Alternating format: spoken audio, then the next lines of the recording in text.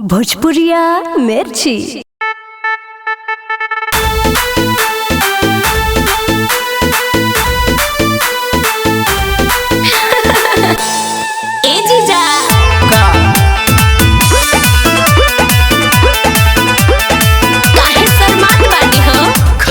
खातिर बैठी त देलू काटल काटल गाली। अच्छा हम नहीं रुकब रतिया तोहरा घरे ये साली।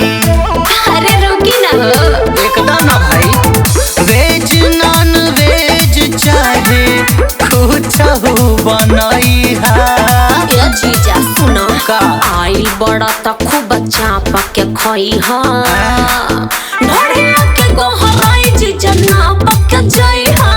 अच्छा ढोड़िया के गोहराई जीजा ना पक जाई हा। कहने अब तब ना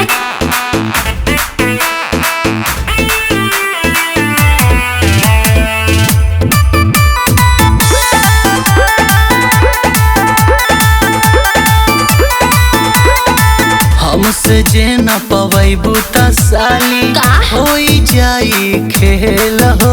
अरे यही से तो ए जीजू रखल बानी करवा तेल हो, सब व्यवस्था टाइट है। अच्छा दयावा हमसे जे न पवैबू त साली अच्छा। होई जाई खेल हो।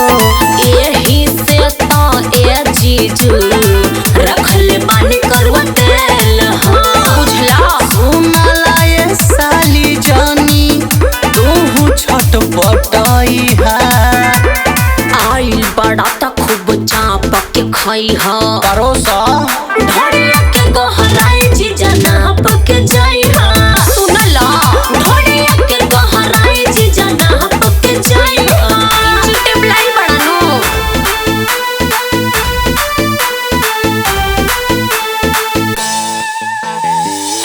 ए जीजा जी हेने देखी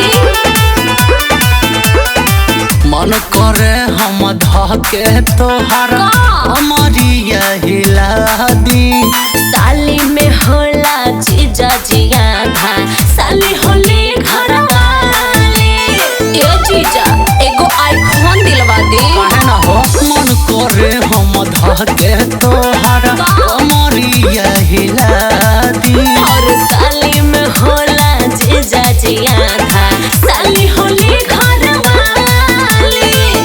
अपना जीजा से साली जानी शरमाई है। नाना आई बड़ा त खूब चाप के खोई हा ओके ढोड़िया के गहराई जीजा नाप के जाई हा। ए जीजा ढोड़िया के गहराई जीजा नाप के जाई हा। ए जीजा नापी ना अरे तयावा